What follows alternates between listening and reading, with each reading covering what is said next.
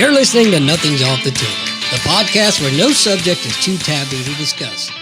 Now, please welcome your hosts, Andy Barker and Lou Del Pree. I'm excited, man. Are you excited? I'm always excited, and in fact, I'm so excited. I'm excited to announce there's no rap today. What? No, I had this rap all planned to run through, and then I saw the news at about 3:30 and was like, "Oh man, there's this thing." So if you want to see what's going on in the world, just after this, turn on any news station, and you'll get caught up probably within 15 minutes because it was a wild day, and it just threw the entire week out the window. But what a fun news day, fun news week. But I don't have a rap today, so we can get straight to introducing our guest, Andy. Who is our guest today? Our guest is the esteemed Professor Rodrigo Junqueira. We spoke to him before about a month ago, talking about the gym and how he came, Brazilian Jiu-Jitsu and all of that, and our affiliation with Marcelo Garcia, which, by the way, Professor, welcome. Amazing fight. How about that fight? Yeah, it was awesome fight. I was very nervous before, you know what I mean? I almost had attack, but it was pretty good. We know Marcelo, I think we know pretty much what the result will be, but it was an awesome fight. Really fast, really smooth, and very excellent jiu-jitsu as always. Oh, for sure. Expect nothing welcome less. back. Thank you guys for having me here again. Yeah, about that fight is that's pretty much the jiu-jitsu I try to teach. If you guys notice, as soon as he took the guy down, it's no backwards. It's always forward. It's always forward. And patient. Sometimes people think you rush too much and then you end up losing positions. The most important part is the control. As soon as you have the control, it's going to be a matter of time. And you get those windows, you guess the guy. It's very patient, but you don't go back. You just go forward. That's how it goes. It was so interesting to watch how he, as soon as he got tight, he stayed tight. And then kind of, I know we mentioned this before, but I'll bring it up now. And like you're always talking about, you have 5 minutes on the clock, right? But you only have to tap somebody one time. Yeah, exactly. You take your time, exactly. move with the purpose. Yeah, don't lose the position. That's the main point of jiu-jitsu. You have plenty of time if you don't lose the position, because if you have to imagine the guy, you being on top, you're already adding pressure, and the guy is getting tired, is getting fatigued, the muscle getting fatigued, the lungs are getting fatigued. So more that you're there, easier it's going to become, because the guy is literally getting exhausted in the end. So don't rush to get a submission. Just be in control, keeping the pressure, and they will come. You know what I mean? Professor, as much as I want to continue talking about that fight because it was amazing, I just have one quick comment to make on it. Watching it, Marcelo looks like he hasn't aged a day. I mean, he's still super fast, super technical. It's just awesome watching. But I want to talk about you. What brought you to this country? Yeah, that's a very good question. We kind of thought about talking about that last time, but we didn't have time. So what happened is, me and my ex-wife, we always thought about that. I think almost like the Brazil was too small for us. Not in a bad way, but like we want to explore things, right? I'm that kind of guy. I want to explore things. I want to see the world. I want to travel to countries. That's how I think this is. If you ask me, the most important part, one of the most important parts in life is to travel, because you open your head like nothing else. You can go to college, learn from the books, but it's nothing like you go there in person and get the connection with the people and talk to people, see the culture on the place, feel the difference of the behaving and everything. You grow up as a human being so much, and we're always fascinated by that. So when the opportunity came, she got opportunity to do a training assignment here in America. She used to work for Alcoa, and the headquarters of Alcoa was in Pittsburgh. Yeah. So we came for a year. She came for a year, training assignment for a year. And we immediately loved the place, love America. We thought that would be an awesome place to raise the kids. This goes to the schools. The whole thing about America, how that works, is a wonderful country. So we fell in love, but it was a training assignment, so we had to go back to Brazil. We ended up extending the assignment for 6 more months, but then in the end of 1 year and a half, we have to go back to Brazil, right? So we stayed in Brazil for another 1 year and a half, almost 2 years, I think. And we always planned to go back. So she was start working on the ways to come back as a full employee, like American employee. So that thing happened again, like after 1 year and a half, almost 2 years. That happened, and then that's how we moved back for good. But how I started jiu-jitsu was very crazy story, interesting story. So in 2004, that we moved for the assignment, we used to live in a condo. And I used to go to the gym like a mile away from my house, right? Then I was using a Brazilian Jiu-Jitsu t-shirt in the gym, and one person in the gym, like he was training that, didn't know the guy, asked me about the Jiu-Jitsu. I didn't speak any English back then. It was like a couple words, like Jiu-Jitsu, Rodrigo, Brazil, you say like 3 words to make a sentence, right? And then I mentioned was a brown belt, and that I could do some class, I could do some teaching, and he got interested. And it's my first student in America, called Eric. Yeah, I remember him. Very good. He became a very good friend. And then I start teaching in my garage on the condo, because I put the cars out. I brought my mats from Brazil, and then I start teaching classes on my garage for him. That he was my first student. And then I put a little ad on the condo. They used to have a TV kind of thing for like only inside the condo, and some flyers there. And then came another American who used to train with Helson Gracie in Ohio, and he just moved to the condo. And then he was a blue belt already, and that was my first 2 American students here. So we had also a big group of Brazilians on the condo and around the area that we used to work for the same company, and they are doing training assignments too. So I was talking about jiu-jitsu, I started teaching classes, so I end up being 15 students on my garage. That's how I started the whole jiu-jitsu in America. Before that, I was craving to train, and I was like a couple months without training. I was like, I have to find some place that I'm gonna go train. And I couldn't find anyone. There's no one around me, like in 30, 40 minutes. That's what I wanted to ask. Was there any game in town? Nobody. So what I did, I started researching for judo academies, because then I can do judo similar. Okay, my goal was to get my craving off of training, put the gi on and all that. So I found a judo academy like 30 minutes away from me. And I remember I was so excited, put my gi on, and my daughter, my ex-wife used to travel a lot because she was on the assignment almost every week.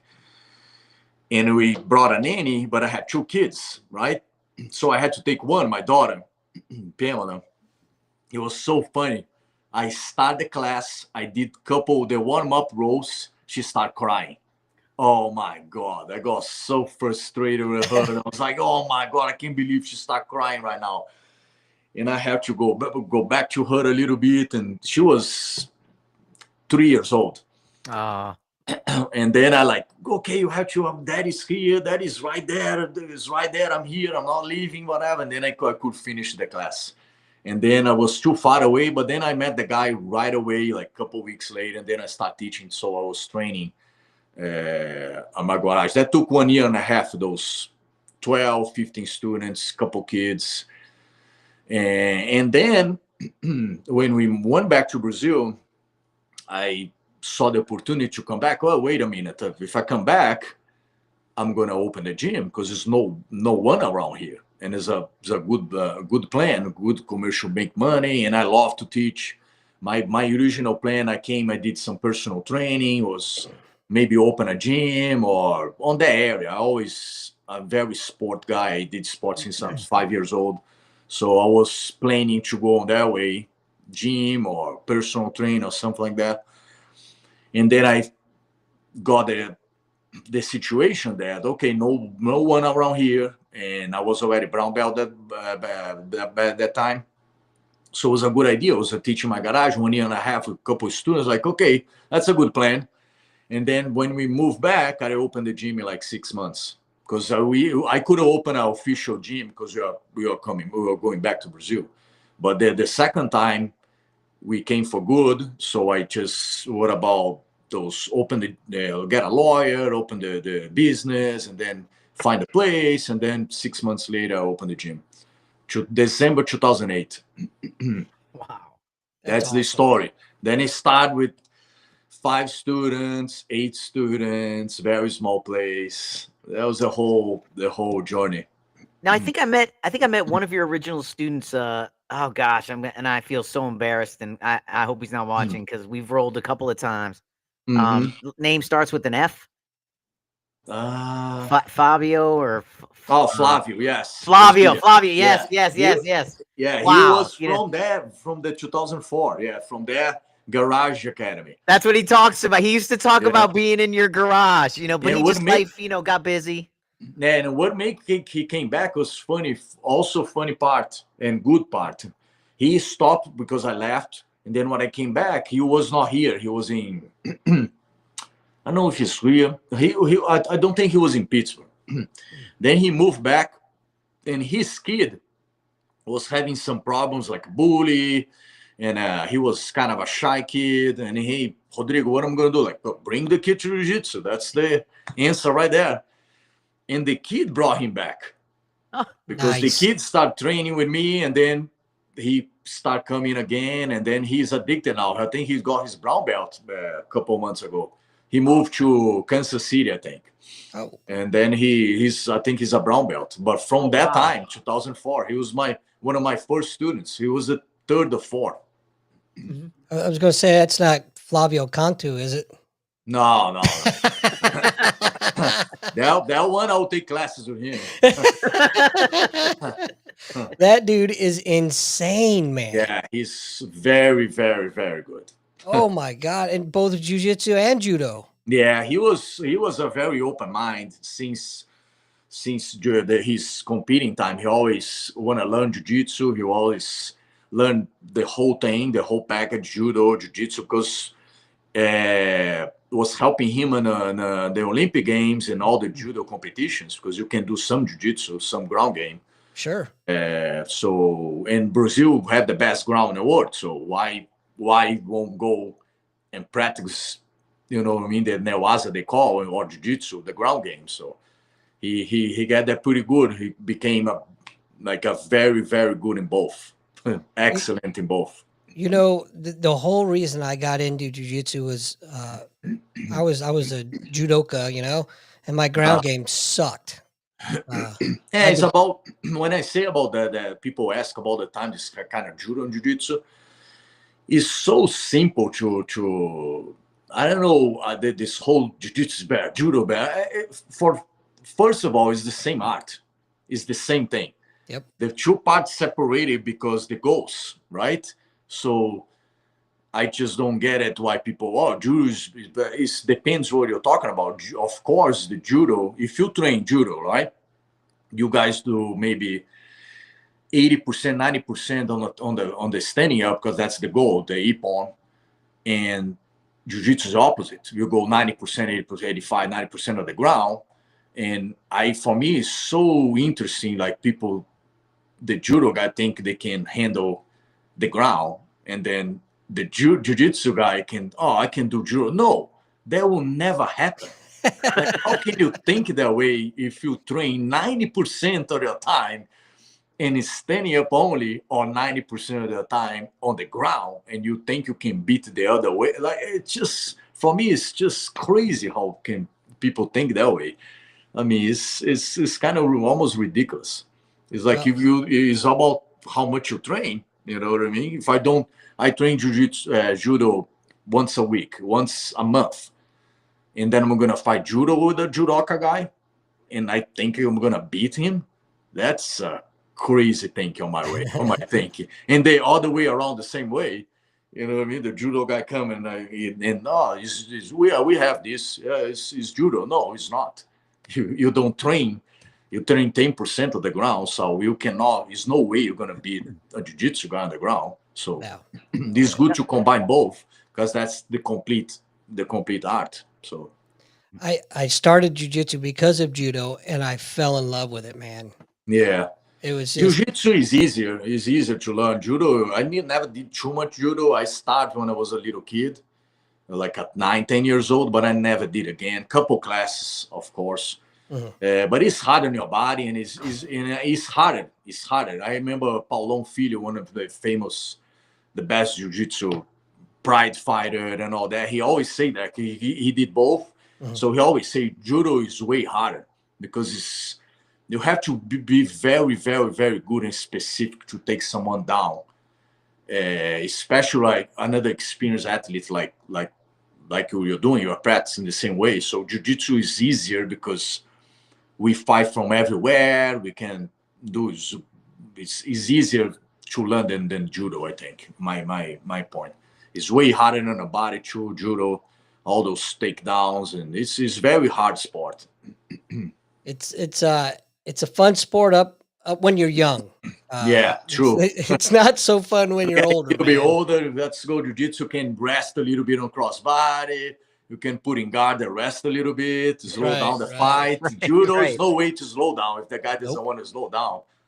No, and you'll get penalized for it. Yeah, exactly. You're constantly moving. You know what I mean? It's no stealing judo. So let's talk about white belt, Rodrigo. Mm-hmm. When you first started, when did you do your first tournament? I never fought too much tournaments because when I was a white belt, I was training a little bit hard in Poços, where Marcelo used to train too. I was working. I had 2 kids. I was working on a car dealer. I was not at all, like, I never been an athlete only in my life. I never, when I was leaving for jiu-jitsu, I was already teaching. Then with 2 kids and all the business to run, so I never focus on that, because of course I compete because I think you have to compete if you want to teach someday or open a school, because you have to have the experience to tell your students, oh, I know, I've been there, I know how it is. You're nervous right now, and the whole grip thing, you have to compete for sure. But I'm super, super competitive. I want to be the best I can be, the best in the world. And you cannot do that with a school. You know, it's just, my way is impossible. I think there's no way I'll be able to do that. If I'm going to compete, I'm going to just be a very, very selfish person. I won't teach anymore. I'm just focused on me, because I want to train 2-3 times a day, because that's how I learn. When the academy that I used to as a white belt in Poços there with Marcelo and the other very good guys, the professors, the name is Paulão Rezende, who gave me my black belt, and it was a very competitor academy. So those guys, a bunch of them, not only Marcelo, but a lot of guys, they used to go train 3-4 times a day. So if you want to be good, and that's how I am, if I'm doing something, I want to be the best I can be, I'm going to train those 3-4 times a day. I used to do 3 times a day 10 years ago. I used to do that. Not jiu-jitsu. I mean, I go lift, and then I go jiu-jitsu twice, or I'll go lift, bike, and jiu-jitsu. Some days I was still able to to train 3 times a day. Now I do 2 times a day, some lifting and jiu-jitsu, some biking and jiu-jitsu. But my body now is too. I mean, my both shoulders are bad. I have a fracture on my wrist. A lot of things that I can train, but not too hard anymore because I won't leave my bed the next day. So my idea was that. So I never compete too much because I was already teaching. The time that I could compete, I was working. I was training jiu-jitsu at night because I was working all day, and the 2 kids and all that. So it's no way. And then when I moved to America, I compete in Arnold Classic twice. I did some local tournaments, but not like nothing crazy serious. And then I start taking my students to compete. And then I can compete and coach my students. I cannot do both. I have to do one or the other. I have to, when I'm teaching, when I'm coaching, I'm focused 110% on my students. Period. I'm not thinking about anything else. I'm helping them. I'm there to support all the things, the words, how to behave, the coaching, the fight, the fight, watching everything. So I'm pretty focused on that part. So they all know you when you walk in. I know you're humble and you don't say it, but when he walks in, Andy, they all know him. The area knows him. Yeah, being a white, and they all come. They all come. Yeah, I've been here for like 20 years since the beginning. The local tournaments was like so small. Now they are like getting really, really big and a lot of people competing. So it's pretty good. I love it. It's spreading jiu-jitsu. That's every Brazilian dream to spread jiu-jitsu in America. And you see all those tournaments now, all those people competing. It's pretty awesome. Well, you know, I hope you don't take offense to this because I certainly don't mean it that way. But in my opinion, I'd rather have you put all that passion into the teaching instead of being that competitor. There's no doubt in my mind that you wouldn't be an awesome competitor, but having somebody like you with that passion to share and to spread the love of jiu-jitsu, in my opinion, is more important. Yeah, I think it was more important because I was trying to grow up my academy. And back in the day when I opened, was very hard.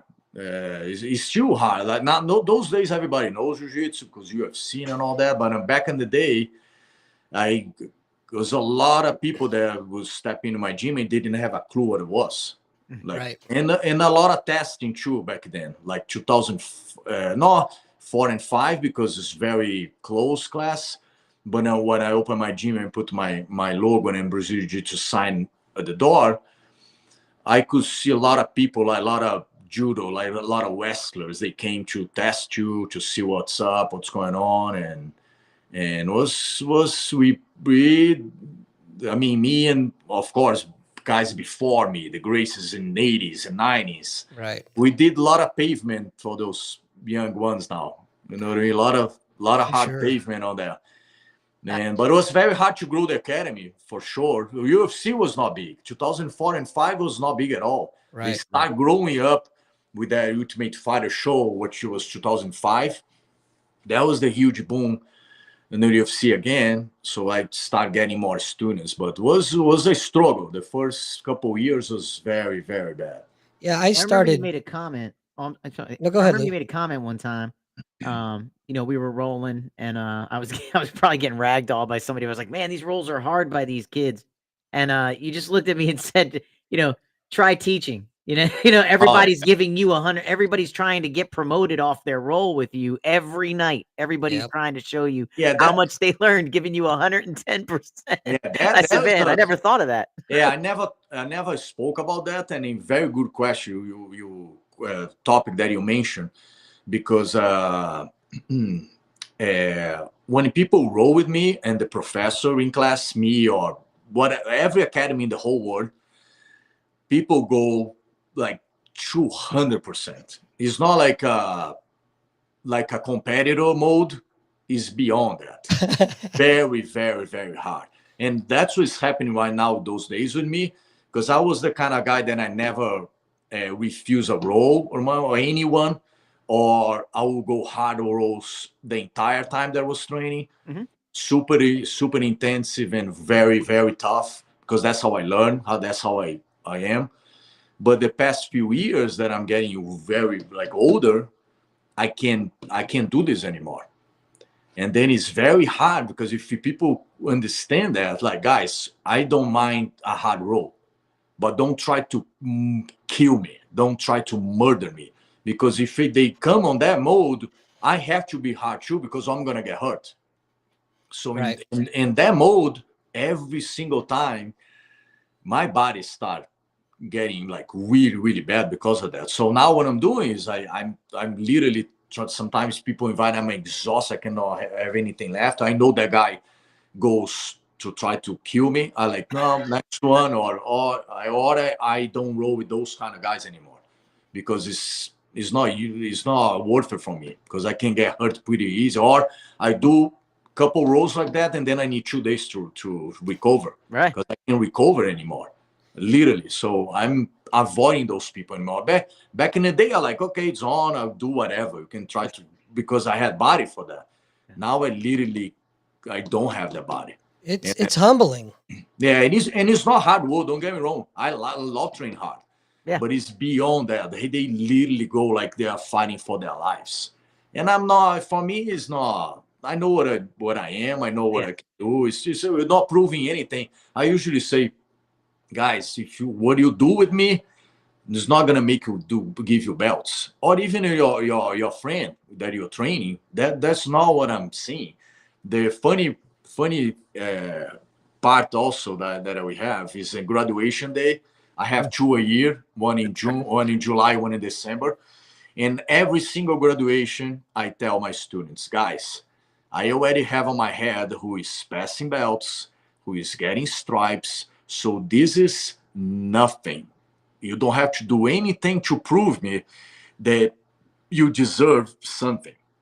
Some belt, some stripes, nothing, right? And soon as I started training on the graduation day, everyone tried to kill each other. That's right. I like what I just said. What are you doing? You can go with a black belt with your purple belt and finish him 2 times. That means nothing. My already perspective, give you the belt or give you stripes, is the whole 6 months that I'm seeing you.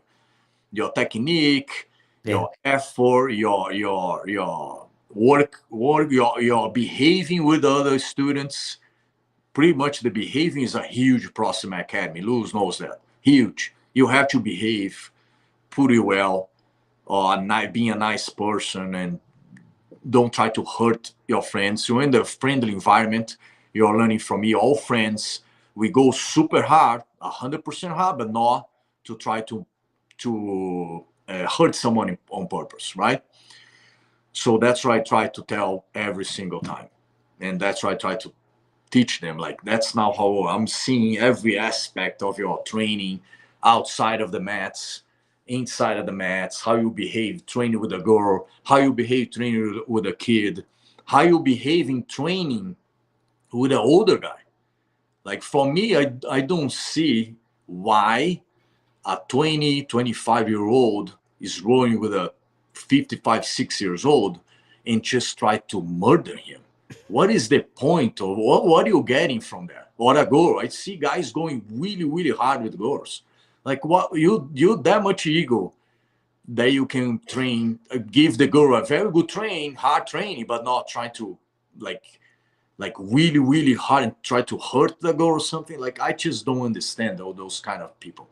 It's just give it back a little bit, give back. It's not, you're not training. If you're going to train with someone like that and tap them 10 times, right? Yeah. Like, what are you doing? What are you training? Yeah. Like, what are you're exchanging training with a person, with a girl? What do you, like, why you don't but go a little bit easy on doing guard, and she can pass your guard, you can recover the guard, or being comfortable in those situations. Teach the person, not in a way that you're talking or stopping the fight, but teaching how to do positions. If you change 30 positions in a row, you're learning 30 different moves, right? Yeah. But if you're going there and you're just doing 2 moves, you sweep, choke, you're not learning anything, you learn 2 moves. So I always try to tell people, don't hold too much of the fights on your training. Right. It's a day that you're gonna go super hard. You don't want the guy to move because you have to do that because if we're gonna compete or in the street, right? You have to. You're not moving. You're just moving your eyes right now. That's good, but don't be that guy every single time that you roll. It's a day to train competition mode. It's a day to train little bit 50%. It's a day for you to let the guy pass your guard to see how we are recovering, let the guy mount to see your defense. Sometimes I see people, I know that kind of guy that he never got mount in 2 weeks because maybe his guard is too good or he's rolling with only white belts, blue belts, he's a purple belt, brown belt. And how you mount defense? I don't know. I never been mount in 2-3 weeks. So what are you doing here? Well, someone is going to mount on you. It's always someone better than you. Always. Or you're tired, or you're getting older. Those guys will usually happen. We call like he's a tough guy, but he's a brown belt or black belt, but he's on toughness.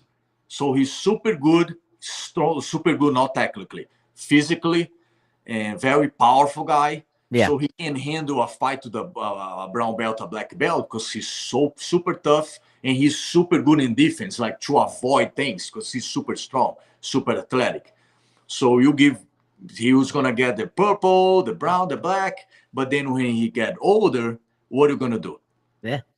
When you don't have the muscle, when you don't have the athleticism to bench press a guy from the crossbody or bench press a guy from the mount, you have to be technical because the guy is 20 pounds over you and he's 20 years younger. Good luck for that guy when he turns 40, 56 years old. He's going to get killed by blue belts. That's right. You know what I mean? Not in a good way. Like if you're, certain age, you get a world champion blue belt, you can't do anything about it. If you're 60 black belt, you can survive a little bit. It's going to be a hard fight, but even a local guy blue belt, he's going to get trouble because he doesn't have the technique to defend himself, to survive, to try to get out in a technical way. Yep. You know what I mean? So that's one of my things I always say to my students. Try to be technical. Try to be not too much strain, not too much power, because you won't have that power when you're 67 years old and you're going to find a 20-year-old and you're going to see how it goes. And then that guy's going to quit. He's going to end up quitting because he won't be able to, his head, he won't be able to survive that. Imagine you go to the academy and you're getting murdered by blue belts. Don't get me wrong, it's not bad, but in a way that is like technique. Is not, I cannot skate because I'm not technical enough. I need my bench press. And my bench press is not here anymore. I'm not 20, I'm not 30. I don't bench press with 200 pounds anymore. Right. So it's not going to work, and that guy's going to end up quitting. I tell you, when I used to be super intimidated and never wanted to roll with the higher belts. Now that I'm older, I only want to roll with the higher belts because all I want to do is flow. I can't afford to get hurt anymore. Yeah. You know what I mean? It's not only the flow; they're more technical, and I think you have to choose a guy who is not egomaniac. So he was going to give you a very good role. When if you're training in academy, the role have to be good for both parts, right? It depends on the training. If you're competing, okay, I'm going to fight the words, and the guy is going to fight the words too, then it's different training. Then you guys are going to try to kill each other because you have to get ready for competition mode. Right. But you're like 25 years old. You're fighting. You're going to compete at the words, right? I want to train really hard. But then you already did your hard training. He's that guy that works. He's a lawyer, works all day, and he goes jiu-jitsu twice a week as a hobby to be healthy and work on his self-defense. It's a wonderful sport. And then I don't understand why that guy is going to kill the older dude who is doing as a hobby, is a work the whole day. I just don't understand that attitude. I really don't get it. You know what I mean? It's 100% ego. Do the training is good, both of them. You know what I mean? Even though he's only a blue belt and he's older, he can give me a hard training, but he can give you technical training. Let that guy pass your guard. Use your ability, your technical ability to get out. Let the guy mount on you, or sweep the guy in a gentle way 10 times. You're gonna help him and you, but no, don't be mean with that guy. Don't try to win the role because you show him you're tough. Or I just don't get those people. Well, It's just I remember, one of the things I remember starting training at your academy, you talk about the behavior, and how you're interacting with opponents and things. And I uh, just remember, being brand new at your academy and them telling me first couple of weeks, and I don't remember who said it, but they were like, "That's Gina. She loves it when you take it easy on her." yeah. we had this, but she was brown belt at the time. She's a black belt now. Mhm. Amazing jujitsu practitioner. Oh yes. Training at our academy. Certainly, could I have put some weight on or like done, been, inappropriate with my strength? Yes. But Yes. when you rolled with her, wow, she Yeah. she taught me freedom isn't free. Yeah, super. Yeah, she always been super technical, super technical. Pan Am champion, world champion. So she is super technical. And the girls, like small guys and girls, they learn faster, and they will be super facts. technical because they don't have the strength. So they will have to understand jiu-jitsu more, the leverage, the angles, the weight distribution better than anyone. Oh, Because how we're gonna get out a mount or a crossbody if you cannot bench press people? So you have to use jiu-jitsu. her chokes were All, terrible. yeah, Terrible. or you almost survive. So you have to learn. They have become super, super technical people. I, They I've learn always super fast too. I've always said that I really enjoyed teaching women more because of two factors. Number one, exactly what you just said, that they don't have the strength, so they have to learn the technique. But Yeah, more importantly, they don't have the egos that guys do. And they yeah, listen, and yeah. they do what Sometimes, you tell them. yeah, they have one. They sometimes they put they fight each other. Oh, well, Yeah, there is they that. go really, really hard. Yeah, but There's it's sad. They're super technical and they learn. Women, girls are super talent, super talent. They learn way faster. I couldn't agree more. Oh my God, Yeah. it's so true. What I used to do when I would roll with the lower belts, going back to that, is um, I would pick whatever I was having a hard time with. Where are my weak areas? All right, start in let them mount me, or let them take my back, and start from there, and Mm-hmm. try to work out of it instead of. Could I crush them? Sure, but what's that doing for both of us? Absolutely nothing. Yeah, exactly. That's why it was mentioned. It's just, I mean, I don't understand they always have to be good for both parts and see the crowd, see what you're training with. You know Right. what I mean? If it's a guy who's gonna two competitors, okay, go hard as you can. If you're a guy fighting a guy who is a teacher or he's a lawyer or he's a banker, like why you? I just don't get it. Just be good for both. Let me Right. get one. We'll go to the bathroom like 2 seconds. You got it, my friend. Drink too much water. You got it. Hey, so Andy, interestingly enough, uh, There goes that thought. I gotta go now. No, I'm saying I can't wait till he comes back because I want to ask him one of the age old questions, and we started to go down that road on a different topic regarding judo versus jujitsu. Um, kind of being like similar, but when you're spending time here versus time here, you're not gonna make up that difference. You're not with sheer willpower, right? Like just Right. or I'm I'm a higher belt in jujitsu, so that'll make up for the lack of standing game. Um, but one thing I wanted to talk to him about, and I'll bring it up certainly when he comes back, is do you notice the difference in that same type Okay, I of started. oh, Professor, you're back. So Drink too much water.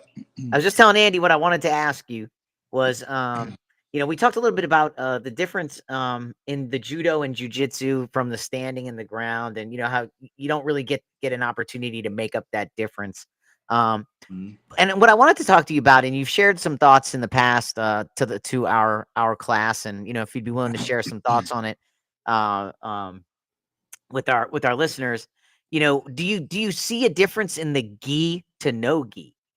And do you see that breakout now where guys are only training no gi and guys are only training gi now because they're not able to be as proficient if they focus on both? Yeah, that's a very good topic, very polemic topic too. A lot of people know. So what I always tell people is the jiu-jitsu with the gi, I think, is way more technical than the no gi, right? Because when you put a gi on, you're adding a lot of more techniques, right? Like give you a example, easy example. If you're in a cross body position, right, no gi becomes slippery, and you don't have the traction of the gi of the closing. So you can bench press, or you can do explosive move, and you can slip around somehow in a hole that you have opportunity in or whatever. In a gi, if you are using a gi, that's no way you can do that. It's going to be harder, way harder for you, because you have the grips that someone can hold you, can control you. It's way more control than no gi. So you cannot go too physical on that. So what I think is no gi way is more physical, and the gi is more technical. So for you to escape in a bad spot or to do something, you have to be way more technical. It's no strength, it's less strength. It's not strength, but it's way less than no gi. No gi is faster, more athletic. So that's my point of view on that sense. As soon as you add more techniques, let's say a very simple example. Let's say you have 10 techniques, 20 techniques to get off a crossbody no gi, you can put 50 on gi because you have the grips. So that brings more techniques to train. So you're gonna become more technical no matter what. So what I tell my students, I like no gi better, Rodrigo. It's fine, but you have to train gi. Okay, especially in the beginning, because in your formation, that's how you're gonna learn all the techniques. So if you start learning, like, let's see, 1, 2, 3, 4, 5 years gi, and then your whole base formation is on the gi, it'll be easier for you to jump to no gi. You just about the grips, the difference of the grip, you don't grab, so you go monkey grips I call, and but you can adapt. Jiu-jitsu is jiu-jitsu. The weight distribution, the leverage, everything is jiu-jitsu. So just the difference of you have the grip and more traction makes you can add more techniques. So then you're gonna be more technical. But then you can I don't wanna do gi anymore.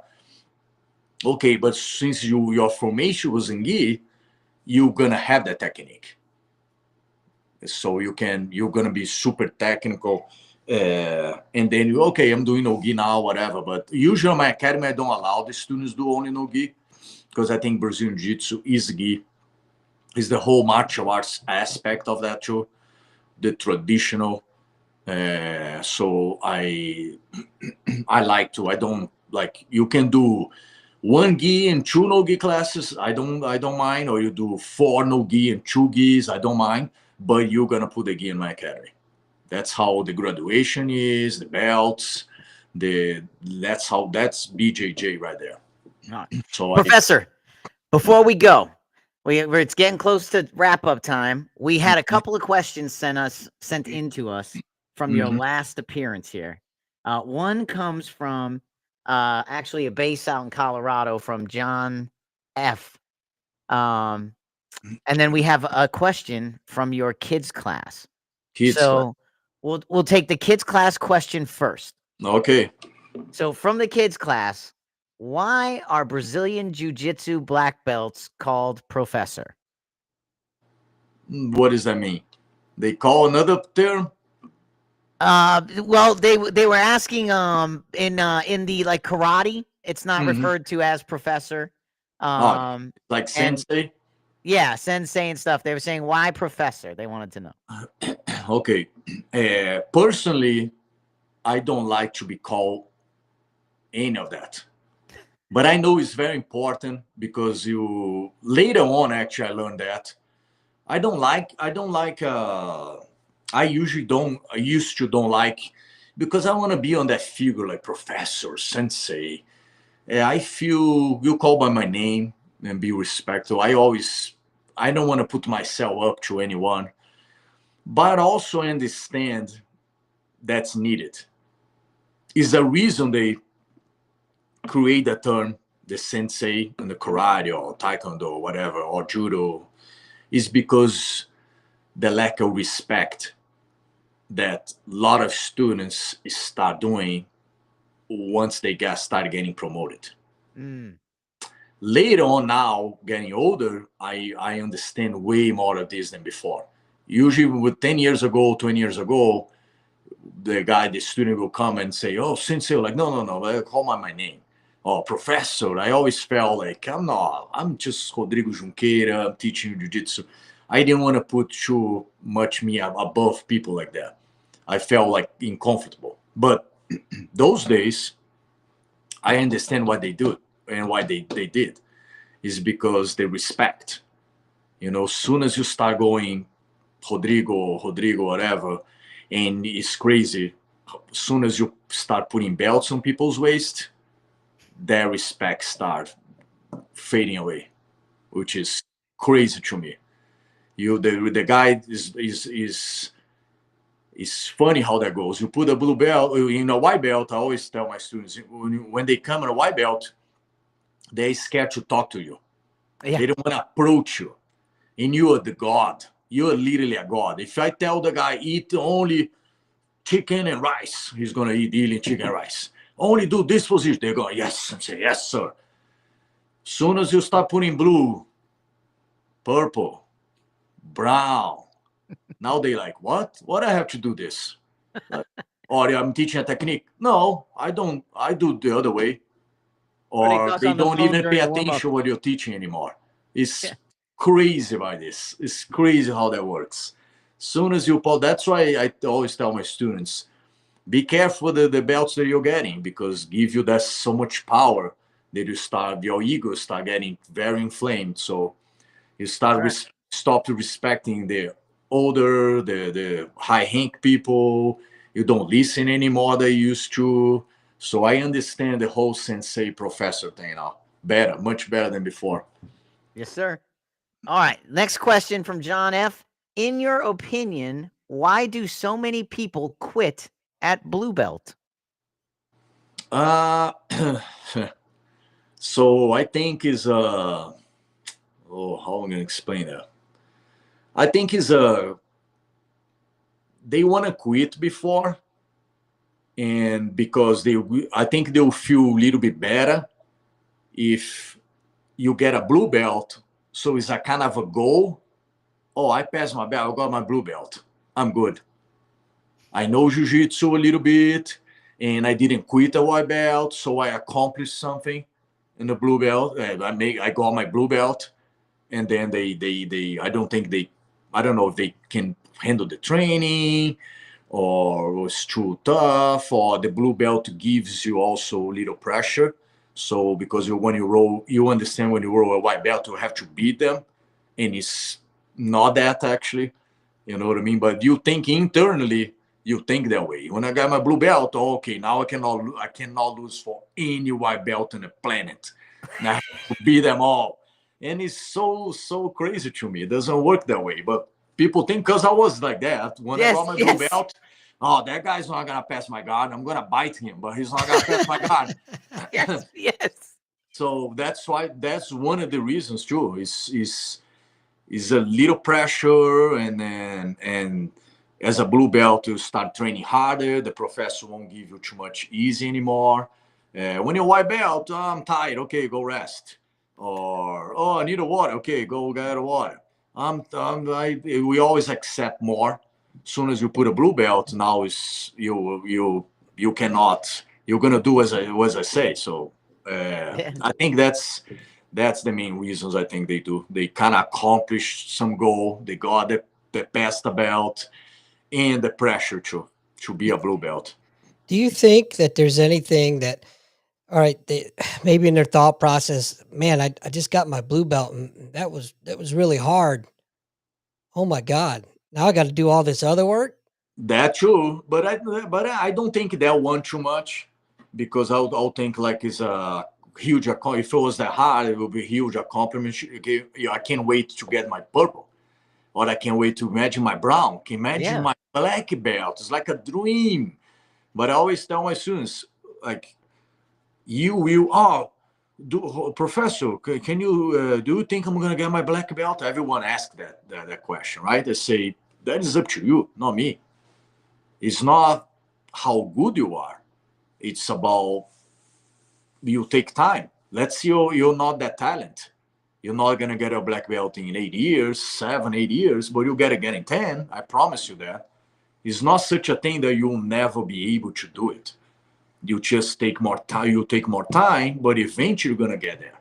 Yeah. Right? That's how life it is. Maybe I'm not crazy talent person, but it's gonna take me more time to accomplish something. But I'll eventually, if I'm not a quitter, or I'm a hard worker, and I put effort in something that I'm doing, I will accomplish everything in my life. So that's the mindset we try to teach in jiu-jitsu. That's the most, actually. That's the thing that I try to teach the most, and what jiu-jitsu teaches the most for people is, if you get a black belt, that will show you can accomplish everything in your life, because a black belt is a very, very, very hard thing to get. It's years and years and 8 years, 10 years, 12 years, 15 years of training. But I promise you, you will get there. And that will show everything you can do. Maybe it'll take more time, but eventually you're going to get there. That's the message that jiu-jitsu have for everyone, pretty much, I think. Just a white belt that never quit. Yeah, that's what they say about black belts. It's the white belt that never quit. And this is very good quote, a very good phrase. I love that one. I think so. Hey, Professor, thank you so much for coming on again. Hey, I'd love to bring you back before the summer starts, to talk a little bit about, activity, what the academy's up to, and, jiu-jitsu in general. Yeah, for sure. We can set up like a questions too for people. Sure. They send the questions before. I can include my gym too. I get my students and say, guys, get a question sent to Lou. Absolutely. Then we can answer, because I think a lot of things that can be better in jiu-jitsu. If I think people are too afraid sometimes to speak. They just encourage, which I never did. I always encourage people to talk to me. I always say that, guys, I don't bite, I don't do anything. Come talk to me. And it's not such a thing as a stupid question or you'll be an idiot. I don't believe on that. Right. Because you don't know the thing. That's why you're questioning. So I hate that when people, that's a stupid question. No, it's stupid for you because you have the knowledge. But someone that doesn't know, you're ignorant on that topic, why stupid? I don't know. Nobody taught me. Yeah. I never was curious to learn that. So I always encourage my students to speak. And I think most of people, 99% of people, they don't question. They don't ask anything. No. And because they think, I'm not asking that because he's going to yell at me. No, I always encourage everyone come to talk to me. Oh, Rodrigo, Professor, it's hard. What's going on? What I can do, I can help you. And I even just to tell you, to show you, I've been there, and I was thinking the same way. Some weeks was too hard. I want to quit. That will give that person like, he had the same feelings I had and didn't quit. So I'm the good pet. I'm gonna get there, because I think most of the problem is that they feel ashamed to ask something, but I already did the same thing what you're feeling right now. Yeah, we'll do it. We'll take questions. It's super important to explain, to tell people that. Yes, sir. We'll do it. Hey, so do us a favor. Stick around. Don't go anywhere. Andy's got his final segment. Then we have our veterans helping veterans. We'll our Thank you guys for having me again. Appreciate it. It was a very good time. I always love to talk about jiu-jitsu anytime. Absolutely. And check it's out a Team pleasure. Junqueira. Just Google Team Junqueira, Pittsburgh or Morgantown. You'll In see three Uniontown. academies. 3 in Uniontown. All right. We'll say goodbye. Please don't go anywhere, Professor. Okay. Since you love that term so much, but we'll be right back, as they say in the biz. All right, Lou, you know what that means.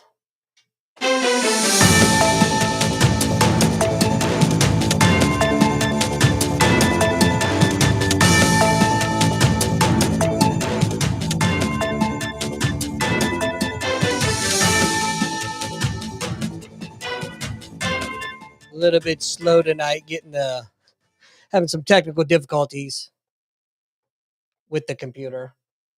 But that's okay. Anyway, it's time for our I Ain't Buying It segment. You want to talk about accountability? Let's talk about it, because right now we've got a government full of people who don't think the rules apply to them. And I don't just mean the usual corruption and incompetence. We're talking about outright defiance of a direct order from the guy tasked with cleaning up their mess. Elon Musk, running the Department of Government Efficiency, sends out a simple directive. Federal employees, tell me what you did this week. Bullet points, 5 minutes. That's it. And what does the overpaid, underworked bureaucrats do? They tell them to screw off. This isn't about politics. It's not about whether you like Elon Musk or not. It's about basic accountability. In the real world, when your boss asks you what you did this week, you answer. If you refuse, you're fired. End of story. But these people, they think they're untouchable. They think their jobs are entitlements, not responsibilities. And who's backing them up? The American Federation of Government Employees, the National Treasury, and the National Treasury Employees Union. Two bloated, corrupt organizations that don't represent workers. They represent laziness, entitlement, and defiance. They told their people, don't answer. The FBI's director, Kash Patel, told his agents to stand down. The NSA, NOAA, the State Department, all refusing to comply. Over what? A damn progress report? And don't give me it's about oversight excuse. This isn't about oversight. This is a mutiny. If a soldier refused an order because they didn't like the guy giving it, they'd be court-martialed. If a cop refused a lawful directive from his chief, he'd be fired. If a CEO told his employees to provide accountability and they said no, they'd be packing their desks by noon. But in the bloated bureaucracy of Washington, these people think they're above all that. And let's be clear, this isn't just insubordination. This is treasonous. These agencies were elected by no one, yet they think they can dictate terms to the very people who pay their salaries. They are actively undermining the authority of the United States government. That's not just refusal to work, that's sedition. So, if you're still defending this, that tells me one of three things about you. Number one, you know what's wrong, but your political tribalism is more important than the truth. Number two, you're so blinded by your hatred of Trump and the fact that most Americans actually support this that you'd rather see the country fail than admit you are wrong. Or number three, you're just too damn stupid to understand what's happening. Either way, you're the problem. And if this country had any backbone left, every single one of these insubordinate, entitled, treasonous government leeches would be fired yesterday. But instead, we'll get another investigation, another committee, and another excuse for why nothing will change. And that's why I ain't buying it. So true. Oh man. All right. All right. Well, hey, there you have it for that. And now let's head over to a veterans charity. We're looking at the Purple Heart Foundation today. Don't forget to reach out, check them out, purpleheartfoundation.org. What they do, right? The scars of military service for many veterans can often be felt beyond their tour of duty. They're looking at offering critical assistance grants, providing resources related to TBI, post-traumatic stress, mental health, and suicide prevention, academic scholarships, and service dogs for veterans. Their efforts are only as strong as the support they receive. Again, if you're looking to reach out and help, check out purpleheartfoundation.org. They're out there helping out. Andy, it's done. It's over. That's another one. Comment, click like down below. Love it when the professor comes around. In the books, as they say, right? Oh, man. Anyway, thanks everybody for tuning in. We couldn't do this without you. Just kidding. We sure could. It's just much more fun with you here. Right. Anyway, Lou, anything else? No, just, smash that like button and Marguerite, public email. All right, everybody. We'll see y'all next week. Bye-bye.